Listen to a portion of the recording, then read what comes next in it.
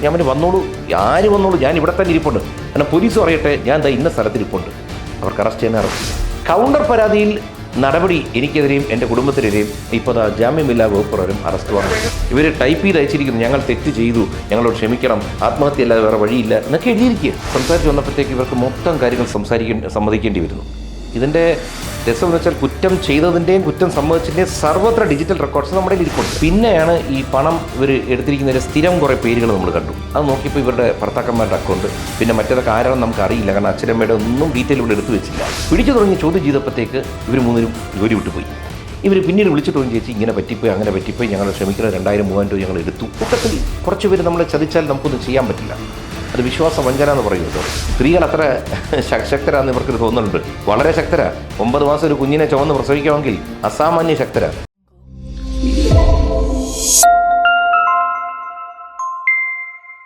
ചേട്ടാ നമസ്കാരം. ഏകദേശം ഒരു 10-68 ലക്ഷത്തിൽ പുറത്ത് രൂപയുടെ ഒരു നഷ്ടം വന്നിട്ടുണ്ട് ചേട്ടൻ്റെ മകൾ നടത്തുന്ന ഒരു സ്ഥാപനത്തിൽ. അപ്പോൾ ഇത്രയും നാളായിട്ട് ഈ ഒരു നഷ്ടം വന്നത് അത് എന്തുകൊണ്ട് നിങ്ങൾ അറിഞ്ഞില്ല? അത് നമ്മുടെ ഒരു പോരായ്മ തന്നെയാണ്, ഒരു പിടിപ്പുകേട് തന്നെ സ്ഥാപനത്തിൽ. കാരണം ഇവള് കൃത്യമായിട്ട് പൊയ്ക്കൊണ്ടിരുന്നതാണ്, നല്ലപോലെ ബിസിനസ് ചെയ്തുകൊണ്ടിരുന്നു. അപ്പോൾ കല്യാണം കഴിച്ചു. സ്വാഭാവികമായിട്ടും ആ സമയത്ത് ഒന്നും അയഞ്ഞു. അതിന് പുറമെ ഗർഭിണിയായപ്പോഴത്തേക്ക് സ്ത്രീകൾ ഗർഭിണികളാകുമ്പോൾ സ്ത്രീകൾക്ക് മനസ്സിലാവും ഈ സിക്നസ് ഉണ്ടാവും, പലർക്കും ഛർദിലും ബഹളവുമായിട്ട്. അങ്ങനെ ഒരു 5-6 മാസം ബുദ്ധിമുട്ടായിപ്പോയി. അപ്പോൾ ഇവിടെ ഇങ്ങനെ ആശുപത്രിയും ഇതും എണീക്കാൻ വയ്യ, ഈ സമയം നടുവേൻ എല്ലാം കൊണ്ടൊരു ഇതാണ് അവർക്ക്. അപ്പോൾ ഉള്ള ഹസ്ബൻഡ് പുള്ളിക്കാരൻ IT-യിലായിപ്പോയി, അവരുടെ ജോലിയുടെ ഇതും വേറെ.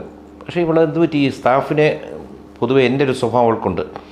ഞാൻ ബ്ലൈൻഡ് ഫെയ്ത്ത് ഉള്ള ഒരാളെ എനിക്ക് ഇഷ്ടപ്പെട്ടാൽ ഞാനങ്ങ് ഇഷ്ടപ്പെടും, വിശ്വസിക്കും. ഏത് സമയത്ത് വെച്ചാലും അയാൾ എൻ്റെ ആളാണെന്ന് പറയും. അങ്ങനെ എനിക്കൊരു സംഭവമുണ്ട്.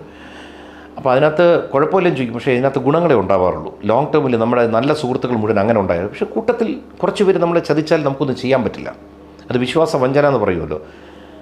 കാരണം ഇവളുടെ സ്ഥാപനത്തിൽ വർക്ക് ചെയ്യുന്ന മാത്രമല്ല, ഇവളുടെ ഏത് ചടങ്ങുകൾ, ഗർഭിണിയതിന് ശേഷമുള്ള ഓരോ ചടങ്ങുകളും സോഷ്യൽ മീഡിയ, അതിൽ ഇവരുടെ അടുത്ത് നിൽക്കുന്ന ഫോട്ടോ എടുക്കുന്ന 2 കുട്ടികളും എപ്പോഴും ഉണ്ട് അതിനകത്ത്. 3 പേരിൽ 2 പേര് എപ്പോഴും കൂടെ ഉണ്ട്. അങ്ങനെ ഒരു വിശ്വാസത്തിലിരിക്കുമ്പോൾ ഇവൾക്ക് പൈസ പോകുന്നുണ്ട്. പക്ഷേ ഇവൾക്ക് ഓൺലൈൻ ബിസിനസ് നടക്കുന്നുണ്ടാണ് ഇതിനകത്ത് കൃത്യമായിട്ട് ഈ പൈസ പോകുന്ന അറിയായിരുന്നത്. പക്ഷേ ഓഡിറ്റർക്ക് പറഞ്ഞ സ്ഥിതിക്ക് ഇതൊന്ന് ചെക്ക് ചെയ്ത് തുടങ്ങി. അവിടെ നിന്നാണ് അതും പലരും വിളിച്ചു പറയാൻ തുടങ്ങി, ഇങ്ങനെ ഇവിടെ നിന്ന് QR കോഡിൽ പൈസ വാങ്ങിച്ചാൽ OC കിട്ടിയോടൂ. കാരണം കൂട്ടുകാർ, അനിയത്തിമാരുടെ കൂട്ടുകാരികളൊക്കെ. അങ്ങനെ ഒരു പർട്ടിക്കുലർ കേസിൽ നിന്നാണ് ഇത് ശരിക്കും പിടിച്ചു തുടങ്ങി ചോദ്യം ചെയ്തപ്പോഴത്തേക്ക് ഇവർ മൂന്നിനും ജോലി വിട്ടുപോയി. ഇവർ പിന്നീട് വിളിച്ചിട്ട് തോന്നി, ചേച്ചി ഇങ്ങനെ പറ്റിപ്പോയി, അങ്ങനെ പറ്റിപ്പോയി, ഞങ്ങൾ ക്ഷമിക്കണം, 2000-3000 രൂപ ഞങ്ങൾ എടുത്തു എന്ന് പറഞ്ഞു. പിന്നെ അത് 2000-3000 മാറി ലക്ഷമായി. പിന്നെ അവർക്ക് വലുതായപ്പോൾ ഇവർ പറഞ്ഞു, നാളെ രാവിലെ കൊണ്ട് തരാം. ഈ ലക്ഷമായത് നിങ്ങൾ എങ്ങനെയാണ് കണ്ടുപിടിച്ചത്? ഇത്രയും രൂപ നഷ്ടപ്പെട്ടത്? ഇവർ വീട്ടിൽ വന്നിട്ട് ഇവരുടെ ഫോൺ വാങ്ങിച്ച് നോക്കി. GPayയുടെ ട്രാൻസാക്ഷൻ ഹിസ്റ്ററി എടുത്തപ്പോഴത്തേക്ക് അങ്ങനെ കിടക്കുന്നു. ഇവിടെ നിന്ന് എടുത്തിരിക്കുന്നു. ഇവരുടെ ഓഫീസ് ടൈമിൽ ചെറുപറ പൈസ എടുത്താൽ ഒരാളുടെ QR കോഡ് വെച്ച് എടുത്താൽ അടുത്ത 2 പേർക്ക് ഷെയർ ചെയ്യും, അടുത്തത് വേറെ ആളുടെ QR കോഡ് വെച്ച് എടുക്കത്തുള്ളൂ. പിന്നെ ഇവരുടെയിലൊക്കെ 2-3 ഫോണുകൾ കണ്ടു തുടങ്ങി. പിന്നെയാണ് ഈ പണം ഇവർ എടുത്തിരിക്കുന്നതിൻ്റെ സ്ഥിരം കുറേ പേരുകൾ നമ്മൾ കണ്ടു. അത് നോക്കിയപ്പോൾ ഇവരുടെ ഭർത്താക്കന്മാരുടെ അക്കൗണ്ട്, പിന്നെ മറ്റേതൊക്കെ ആരാണെന്ന് നമുക്ക് അറിയില്ല, കാരണം അച്ഛനമ്മയുടെ ഒന്നും ഡീറ്റെയിൽ ഇവിടെ എടുത്തു വെച്ചില്ല. അപ്പോൾ ഇതിൻ്റെ വ്യാപ്തി നമുക്ക് അവിടെ നിന്ന് പിടികിട്ടി. അപ്പോൾ ഇത് ഇവരുടെ ഫ്ലാറ്റിന് താഴെ വെച്ചാൽ സംസാരിക്കുന്നത്. അപ്പോൾ എന്നെയൊക്കെ വിളിച്ചു വരുത്തി, ഞാനും വരുന്നു. സംസാരിക്കുമ്പോൾ സ്വാഭാവികമായിട്ടും ശബ്ദം കൂടുതലല്ലോ. അപ്പോൾ ആൾക്കാരും കൂടിയപ്പോൾ ഫ്ലാറ്റിൻ്റെ അസോസിയേഷൻകാർ പറഞ്ഞു, ക്ഷമറെ ബുദ്ധിമുട്ടാണ്, ഇവിടെ ഇരിക്കരുത്, ഗസ്റ്റുകൾ വരുന്നതാണ്. ന്യായമായ കാര്യം.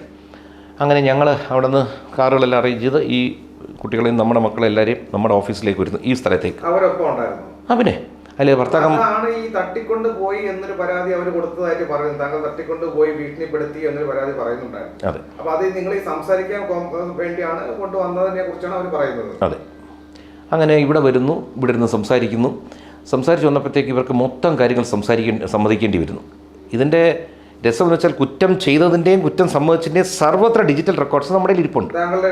വീഡിയോ റെക്കോർഡിങ്സ് എല്ലാം താങ്കളുടെ കയ്യിലുണ്ട്? എല്ലാം. അതെല്ലാം സ്റ്റേഷനിൽ കൊടുത്തിരിക്കുന്നു. പോലീസ് ഒന്ന് ബാക്കി എടുത്തോണ്ടും പോയി. CCTVയുടെ ഈ ബിൽഡിങ്ങിലില്ല, ബാക്കി എല്ലാ ഘട്ടത്തിലും CCTV ഉണ്ട്. എല്ലായിടത്തെ റെക്കോർഡ്സും പോലീസ് സ്റ്റേഷനിലിരിക്കുക. അപ്പോൾ നമ്മളിതെല്ലാം കഴിഞ്ഞ് സംസാരിച്ചിട്ടുണ്ടപ്പോൾ ഇവർ പറഞ്ഞു, ഞങ്ങൾക്ക് ഇങ്ങനെ പറ്റിപ്പോയതാണ്, ഒരു കാരണവശാലും വെളിയിൽ അറിയിക്കരുത്, ഞങ്ങൾ കുടുംബമായിട്ട് കഴിയുന്നതാണ്. ഞാൻ പറയുന്നത്, നിങ്ങൾ ചെയ്യുമ്പോൾ കുടുംബമില്ലായിരുന്നോ, ആലോചിച്ചില്ലേ? കുറ്റസമ്മതം നടത്തുന്ന വീഡിയോ ഉണ്ടോ അവർ? മണിക്കൂർ കണക്കുള്ള വീഡിയോയും ചാറ്റ് ഇന്ന് എല്ലാം ഷെയർ ചെയ്തിട്ടുണ്ട്, പത്രക്കാർക്ക് എല്ലാ സുഹൃത്തുക്കൾക്കും കൊടുത്തിട്ടുണ്ട്. എവ്രിത്തിങ് ഇവർ ടൈപ്പ് ചെയ്ത് അയച്ചിരിക്കുന്നു, ഞങ്ങൾ തെറ്റ് ചെയ്തു, ഞങ്ങളോട് ക്ഷമിക്കണം, ആത്മഹത്യ അല്ലാതെ വേറെ വഴിയില്ല എന്നൊക്കെ എഴുതിയിരിക്കുക.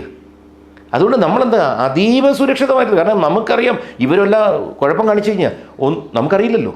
അപ്പൊ ഇവരൊരു കോംപ്രമൈസ് സ്റ്റോക്കിലോട്ട് എത്തിയതിനു ശേഷമാണോ താങ്കൾ പരാതി കൊടുക്കാൻ കാരണം എന്തായിരുന്നു? അപ്പോഴും പരാതി കൊടുത്തില്ല. ഇവിടെ വന്ന് സംസാരിച്ചു. ഇവർ ഒരു കുട്ടിയുടെ ഭർത്താവ് പുറത്തു പോയി ഒരു 3-4 മണിക്കൂറിനകത്ത് 8 ലക്ഷത്തി ചില്ലം രൂപ കൊണ്ട് തന്നു. അതിൻ്റെ വീഡിയോ ഉണ്ട്. അതിനുശേഷം ഇവരൊരു ബാക്കി ഞങ്ങൾ ചെക്കായിട്ട് മറ്റേ തരാം, നാളെ ചെക്കുമായിട്ട് വരാമെന്ന് പറഞ്ഞ് ഇവിടെ നിന്ന് ഇറങ്ങുന്നു. നാളെയോ മറ്റോ ഏതോ ദിവസങ്ങൾ പറഞ്ഞിട്ട് ഇവിടെ നിന്ന് പോകുന്നു. പോയി കഴിഞ്ഞാൽ രാത്രി എനിക്ക് തോന്നുന്നു ആരെങ്കിലും ഉപദേശിക്കാൻ വരുമല്ലോ. അവിടെയാണ് ഈ പ്രശ്നം. ഇവരുടെ പൈസ ഇരിക്കുകയാണല്ലോ. ഇവർ ഈ പൈസ കൊണ്ട് കൊടുത്തു. ആരോ തെറ്റായ ഉപദേശം കൊടുത്തപ്പോൾ ഇവൻ വിളിച്ച് മോളെ ഒന്ന് ഭീഷണിപ്പെടുത്തി നോക്കി. അത് ഈ ഇവരുടെയൊക്കെ ഒരു തെറ്റായ ധാരണ, സ്ത്രീകളെ വിളിച്ച് ഭീഷണിപ്പെടുത്തുക, ഗർഭിണിയെ ഭീഷണിപ്പെടുത്തിയ കാര്യം എളുപ്പം നടക്കുന്ന സ്ത്രീകൾ അത്ര ശക്തരാന്ന് ഇവർക്കൊരു തോന്നലുണ്ട്. വളരെ ശക്തരാ. 9 മാസം ഒരു കുഞ്ഞിനെ ചുമന്ന് പ്രസവിക്കാമെങ്കിൽ അസാമാന്യ ശക്തരാ. മോള് വെച്ചാൽ ഇങ്ങനെ ഒരു സംഭവം ഉണ്ടെന്ന് പറഞ്ഞു. സ്വാഭാവികമായിട്ടുള്ള BP കയറിപ്പോയി. കാരണം എന്ന് വെച്ച് കഴിഞ്ഞാൽ ഗർഭിണിയായിട്ടിരിക്കുക. അടുത്ത ദിവസം രാവിലെ ഞാൻ അസിസ്റ്റൻറ്റ് കമ്മീഷണർ അദ്ദേഹത്തിൻ്റെ ഓഫീസിൽ കൊണ്ടുവന്ന് പരാതി കൊടുത്തു. അദ്ദേഹത്തിന് മ്യൂസിയത്തിട്ട് കൊടുത്തു എന്നറിഞ്ഞപ്പോഴത്തേക്ക് ഇവർ കൊണ്ടുവന്ന് ഒരു കൗണ്ടർ പരാതി കൊടുക്കുന്നു. മ്യൂസിയത്ത് ഇങ്ങനെ പൈസകൾ തട്ടിക്കൊണ്ടുപോയി മറ്റേയാണെന്ന് പറഞ്ഞു. ഞങ്ങളെ കെട്ടിയിട്ട് പണം അടിച്ചുകൊണ്ട് പോയി. ഇത് കൗണ്ടർ പരാതിയാണ് അവർ കൊടുക്കുന്നത്. ഞങ്ങൾ പരാതി കൊടുത്തു എന്ന് പറഞ്ഞപ്പോൾ തെറ്റ് ചെയ്തവർ നമുക്കെതിരെ പരാതി കൊടുക്കുന്നു. അതായത് അവർക്ക് രക്ഷപ്പെടാൻ വേണ്ടി സാധാരണ എല്ലാ കേസുകളിലും കണ്ടുവരുന്ന ഒരു രീതിയാണ് പരാതി കൊടുക്കുമ്പോൾ തിരിച്ച് കൗണ്ടർ പരാതി കൊടുക്കുന്നത് അവർക്ക് പിടിച്ചു നിൽക്കാൻ വേണ്ടി. അബ്സല്യൂട്ട്ലി. ഈ കൗണ്ടർ പരാതിയുടെ പ്രത്യേകിച്ച് സാധാരണ കൗണ്ടർ പരാതിയിൽ അന്വേഷിച്ചിട്ട് അവർക്കറിയാം കൗണ്ടർ പരാതിക്ക് നിലനിൽപ്പില്ല, പ്രാധാന്യമില്ല. പക്ഷേ ഇവിടെ കൗണ്ടർ പരാതിയിൽ നടപടി എനിക്കെതിരെയും എൻ്റെ കുടുംബത്തിനെതിരെയും ഇപ്പോൾ ജാമ്യമില്ലാ വകുപ്പ് പ്രകാരം അറസ്റ്റ് വാറണ്ട്. എങ്ങനെ സംഭവിച്ചു? കാര്യം താങ്കളാണല്ലോ പരാതിപ്പെട്ടത്. അപ്പം നിയമപരമായിട്ട് അന്വേഷണം താങ്കൾ കൊടുത്ത പരാതിന്മേലാണ് ആദ്യം നടക്കേണ്ടത്. കൗണ്ടർ പരാതി സെക്കൻഡറി മാത്രമാണല്ലോ. അപ്പൊ എന്തുകൊണ്ട് സ്റ്റേഷനിൽ ഇങ്ങനെ സംഭവിച്ചത്? ഏത് സ്റ്റേഷനിലാണ് കൊടുത്തത്? Museum station. അപ്പൊ എന്തുകൊണ്ടായിരിക്കും അത് അങ്ങനെ സംഭവിച്ചത്? താങ്കളോട് എന്തെങ്കിലും വ്യക്തിവൈരാഗ്യമോ അല്ലെങ്കിൽ വേറെ എന്തെങ്കിലും തെളിവ് താങ്കൾക്കെതിരായിട്ട് കിട്ടിയത് കൊണ്ടാണോ? എന്തുകൊണ്ടായിരിക്കും ഈ കൗണ്ടർ പരാതി അവർ മുൻഗണന കൊടുത്തത്? അല്ല, ഏതെങ്കിലും ഒന്നും കാണണമല്ലോ. കാരണം വെച്ചാൽ ഒന്നുകിൽ വ്യക്തിവൈരാഗ്യം എന്ന് വെച്ചാൽ നമ്മൾ മുൻപേ കണ്ട് പരിചയമുള്ളവരായിരിക്കും. ഇല്ലെങ്കിൽ ചിലപ്പോൾ ഇനി രാഷ്ട്രീയപരമായി അദ്ദേഹത്തിനുള്ള വൈരാഗ്യം ഉണ്ടെന്ന് എനിക്കറിയത്തില്ല. പക്ഷേ എനിക്ക് ആരോടും നമുക്ക് വൈരാഗ്യമില്ല. പ്രത്യേകിച്ച് പോലീസുകാർ എൻ്റെ അടുത്ത് എന്നും നല്ല രീതിയിൽ പെരുമാറിയിട്ടുള്ളൂ. ഇന്ന് വരെ എൻ്റെ 56 വർഷത്തിൽ വയസ്സ് ജീവിതത്തിൽ ഒരു പോലീസുകാരൻ എൻ്റെ അടുത്ത് മോശമായി ബിഹേവ് ചെയ്തിട്ടില്ല. പോലീസിൻ്റെ യൂണിഫോം ഇട്ട്, കാരണം ഞാൻ യൂണിഫോം ഇട്ടവരെ അങ്ങോട്ട് വിഷ് ചെയ്യുന്ന ഒരാളാണ്. കാരണം എൻ്റെ അച്ഛൻ യൂണിഫോം ഉണ്ടായിരുന്ന ആളാണ്. അതിരിക്കട്ടെ. അപ്പോൾ ഇതിനകത്ത് ഈ കൗണ്ടർ പരാതിയുടെ കാര്യം നോക്കുക. ഈ കൗണ്ടർ പരാതി മേ ബി അവരുടെ തെളിവ് ഹാജരാക്കിയിട്ടുണ്ടെങ്കിൽ അതിനും കുഴപ്പമില്ല. കാരണം അത് അവരുടെ അവകാശമാണ്. പക്ഷെ നമ്മുടെ കയ്യിലിരിക്കുന്ന തെളിവുകൾ മുഴുവൻ അവരും കണ്ടു, പോലീസും കണ്ടു, നമുക്കും അറിയാം. അവർ നമുക്കെതിരെ കൊണ്ടുവന്നിരിക്കുന്ന തെളിവ് എന്താണെന്ന് ഒരിടത്തുനിന്നും അറിയാൻ കഴിയുന്നില്ല. ഇനി അവർ കോടതിയിലോട്ട് മൂവ് ചെയ്യുന്നുണ്ടോ, അവരുടെ പുറകിൽ വേറെ ആരെങ്കിലും ഉണ്ടോ, ഇതൊന്നും നമുക്കറിയില്ല. നമ്മളെ സംബന്ധിച്ചിടം അറസ്റ്റ് വാറണ്ടായി എന്ന് അറിഞ്ഞു. നമ്മൾ പറഞ്ഞു ശരി, നമ്മൾ ഇവിടത്ത് ഒളിച്ചോടാൻ പോകുന്നില്ല. അതുകൊണ്ടാണ് പത്രമാധ്യമങ്ങൾ വിളിച്ചു കാര്യങ്ങൾ അറിയുന്നു. എനിക്കിതുവരെ ഒരു ഇൻഡിമേഷൻ സ്റ്റേഷനിൽ നിന്ന് കിട്ടിയിട്ടില്ല എനിക്കെതിരെ നടപടി എടുത്തിട്ടുണ്ടെന്ന്. സാധാരണ FIR ഇട്ടാൽ നമുക്ക് അപ്പം SMS ഇറങ്ങാൻ എൻ്റെ നമ്പർ അവിടെ കൊടുത്തിട്ടുണ്ട്. അതും പോട്ടെ. ഇതറിഞ്ഞ ഉടനെ ഞാൻ എന്ത് ചെയ്തു? പലരും എന്നെ വിളിച്ചു. ഞാൻ വന്നോളൂ, ആര് വന്നോളൂ, ഞാൻ ഇവിടെ തന്നെ ഇരിപ്പുണ്ട്. കാരണം പോലീസ് പറയട്ടെ ഞാൻ ഇന്ന സ്ഥലത്തിരിപ്പുണ്ട്, അവർക്ക് അറസ്റ്റ് ചെയ്യാം. ഞാനും എൻ്റെ കുടുംബം എല്ലാവരും 6 പേരും ഇരിപ്പുണ്ട്. ഓർക്കണം, എൻ്റെ 4ാമത്തെ മോളെന്നൊക്കെ പറഞ്ഞാൽ 20 വയസ്സുണ്ട്. ഈ 4 മക്കൾ, ഭാര്യ, ഞാൻ. ഞങ്ങൾക്കെതിരെ എവിടെയെങ്കിലും കേരളത്തിൽ ഏതെങ്കിലും പോലീസ് സ്റ്റേഷനിൽ ഒരു കേസ് ആരെങ്കിലും ഫയൽ ചെയ്തിട്ട് നിങ്ങൾക്ക് പറയാൻ പറ്റുമെങ്കിൽ പറയൂ.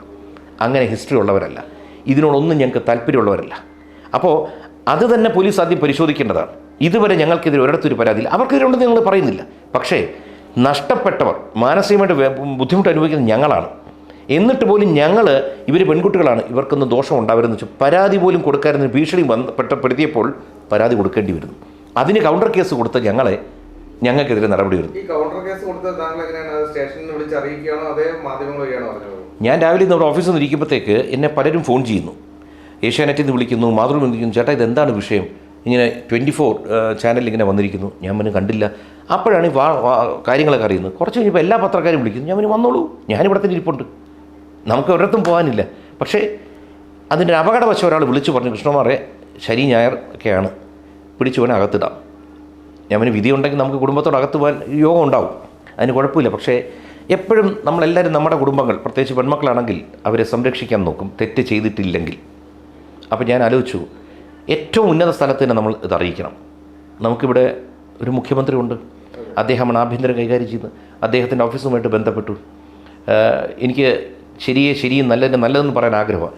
ഏറ്റവും ശക്തമായ, ഏറ്റവും ഉചിതമായ, എനിക്കും കുടുംബത്തിന് ഏറ്റവും ആശ്വാസം പകരുന്ന വാക്കുകളാണ് അവിടെ നിന്ന് ഇങ്ങോട്ട് വിളിച്ച് ഫോണിൽ പറഞ്ഞു. നിങ്ങൾ ഈ കാര്യത്തിൽ ഒട്ടും വറിയിടാവണ്ട, കംപ്ലീറ്റ് ഇവിടെ നിന്ന് അന്വേഷിക്കും, അന്വേഷിച്ചിട്ട് ന്യായമായ സംഭവം, ന്യായമായൊരു നടപടി ഉണ്ടായിരിക്കും എന്നൊരു ഉറപ്പ് കിട്ടിയിട്ടാണ് ഞാനിപ്പോൾ ഇവിടെ ഇരിക്കുന്നത്. പക്ഷേ പോലീസിൽ നിന്ന് താങ്കൾക്കെതിരായിട്ടൊരു നടപടി ഉണ്ടാവാൻ ഒരു സാധ്യതയില്ല. കാര്യം തെളിവുകളെല്ലാം നിങ്ങളുടെ പക്കലുണ്ട്. കാര്യം അക്കൗണ്ട് ട്രാൻസ്ഫർ ചെയ്തത്, അങ്ങനെ ഒരുപാട് കാര്യങ്ങൾ അവരുടെ ഭാഗത്തു നിന്ന് ഒരു തെളിവുമില്ല. കാര്യം എന്ന് പറഞ്ഞാൽ നിങ്ങൾ അവരെ വീട്ടിൽ വിളിച്ചുകൊണ്ട് വന്ന് നിങ്ങൾ ഫുൾ വീഡിയോ റെക്കോർഡിംഗ് ആണ്. നിങ്ങൾ രീതിയിൽ ഉപദ്രവിക്കുന്ന വീഡിയോ ഇല്ല, ഒന്നുമില്ല. പോട്ടെ, ഞങ്ങൾ കൊടുത്തിട്ട് പോട്ടെ, അവരുടെയും ഫോൺ ഇരിക്കുക. അവരെല്ലാവരും ഫോൺ ചെയ്യുന്നുണ്ട്, സംസാരിക്കുന്നുണ്ട്, അമ്മയെ വിളിക്കുന്നു, അച്ഛനെ വിളിക്കുന്നു, അവരോട് ചോദിക്കുന്നു പൈസ കൊണ്ടുവരാൻ പറ്റുമോ. അപ്പോൾ അവരുടെയും ഫോൺ ഇരിക്കുക, അവരും റെക്കോർഡ് ചെയ്തിട്ടുണ്ട്. ഇത് മുഴുവൻ അവരും ഫോൺ എടുത്തിട്ടുണ്ട്. ഞങ്ങൾക്ക് ബുദ്ധിമുട്ടില്ല, അതും പോലീസ് എൻ്റെ കാണുമല്ലോ. അവർക്ക് റിലീസ് ചെയ്യാം, അവർക്ക് ഇന്ന് ടി വിയിൽ ഇടട്ടെ, നമ്മളാരും തടയുമോ? താങ്കൾക്ക് ഇനി എന്താണ് മുമ്പോട്ടുള്ള ഒരു ഇത്? കോംപ്രമൈസ് ആയിട്ട് അവർ വന്നു കഴിഞ്ഞാൽ കോംപ്രമൈസ് ആണോ, അതായത് കേസ് തെളിയിച്ച് സത്യം തെളിയിച്ച് അവർക്ക് ശിക്ഷ വാങ്ങിച്ചു കൊടുക്കുകയാണ്? എന്താണ് ഇതിപ്പോൾ നമ്മൾക്ക് എന്ത് ചെയ്യണമെന്ന് പോലും അറിയാൻ പറ്റാത്തൊരവസ്ഥ വരും. അങ്ങനെയുണ്ട്. കാരണം വെച്ച് കഴിഞ്ഞാൽ നമുക്ക് ഇതിന് മുന്നോട്ട് പോയേ പറ്റൂ, നിയമ നടപടിയായിട്ട് തന്നെ പോകണം. കാരണം അത്ര ഭയങ്കര ഒരു ക്രൈം നടന്നു, നമ്മൾ എന്നിട്ട് ഒത്തുതീർപ്പിന് പോകുന്നു, പരാതി പോലും കൊടുക്കാതെ. നമുക്കെതിരെ വരുമ്പോൾ നമ്മൾ ഇനി വലിയൊരു ആശയക്കുഴപ്പത്തിൽ പോകും. കാരണം വെച്ച് കഴിഞ്ഞാൽ ഇനി നമ്മൾ നടപടിയിലോട്ട് പോയില്ലെങ്കിൽ വലിയ ബുദ്ധിമുട്ട് വരും. അതുകൊണ്ട് ഇന്ന് തന്നെ നമ്മുടെ ലോയേഴ്സ് ഇവിടെ വന്നിരിപ്പുണ്ട്, വെയിറ്റ് ചെയ്യാണ്. അവരുമായിട്ട് സംസാരിച്ച്, പ്രത്യേകിച്ച് മുഖ്യമന്ത്രിയുടെ ഓഫീസിൽ നിന്ന് ഇങ്ങനെ പറഞ്ഞിരിക്കുന്നുണ്ട്, അവരെയും അറിയിച്ചതിന് ശേഷം മാത്രമായിരിക്കും നടപടി ഉണ്ടാവുക. ജീവിതത്തിൽ ആദ്യമായിട്ടാണ് ഇങ്ങനൊരു സിറ്റുവേഷൻ ഫേസ് ചെയ്യുന്നത്? തീർച്ചയായിട്ടും. കാരണം വെച്ച് കഴിഞ്ഞാൽ പലതരം ഇപ്പോൾ രാഷ്ട്രീയത്തിൽ നിൽക്കുമ്പോൾ ഇലക്ഷനുമായി ബന്ധപ്പെട്ട കേസുകളും മറ്റേതൊക്കെ വരും. അതൊന്നും നമുക്ക് വിഷയമല്ല. മാത്രമല്ല പലരുടെയും കാര്യങ്ങളിൽ ഉൾപ്പെട്ട് ഈ സ്റ്റേഷനും ഈ പോലീസ് നമ്മുടെ ജയിലും ഒക്കെ ഞാൻ ധാരാളം പോയിട്ടില്ല. കാരണം നമ്മളുമായി ബന്ധപ്പെട്ടൊരു കട കിടക്കുന്നു. ഓണത്തിന് ഞാനും ഭാര്യയും മൂത്ത മോളന്ന് ഇവിടെ ഓണത്തിന് ഗസ്റ്റായിട്ട് പൂജപ്പുര സെൻട്രൽ ജയിലിൽ പോകും. പ്രതികളുമായിട്ടും പോലീസുകാരായിട്ടും എല്ലാവരുമായിട്ടും നമ്മൾ ഇടപഴകി പോകുന്നതാണ്. അതുകൊണ്ട് ഇതൊക്കെ ഇങ്ങനൊരു അനുഭവം ജീവിതത്തിൽ ആദ്യമാണ്. പക്ഷേ ഞാനെതിരെ മക്കളോട് പറഞ്ഞു, ഇതെല്ലാം നമ്മൾ ചലഞ്ചസാണ് ലൈഫിൽ, നമ്മുടെ വളരുമ്പോൾ ഉണ്ടാകുന്ന ചലഞ്ചസാണ്. ഇതിനെ നമ്മൾ എങ്ങനെ കൈകാര്യം ചെയ്യുന്നു അതനുസരിച്ചായിരിക്കും നമ്മുടെ മുന്നോട്ടുള്ള ജീവിതം. ഇവിടെ നമ്മൾ തകർന്നു പോയാൽ നമ്മൾ പിന്നെ വളരില്ല, അവിടെ നിന്നു. ഇവിടെ നമ്മൾ നെഞ്ച് വിരിച്ച് നിന്നു കൊടുക്കണം. കാരണം നമ്മുടെ ഭാഗത്താണ് 100% സത്യവും ന്യായവും. പ്രകൃതിക്കൊരു ഇതുണ്ട്, തൽക്കാലം ചിലപ്പോൾ നമ്മളെ ഒന്ന് തള്ളിയിട്ടിട്ട് പിന്നെ അങ്ങോട്ട് എണീപ്പിക്കും. ഇത് മുന്നോട്ടുള്ളൊരു വലിയ ജൈത്രയാത്രയുടെ തുടക്കമായിട്ട് ഞാൻ ഈ കാണുന്നത്.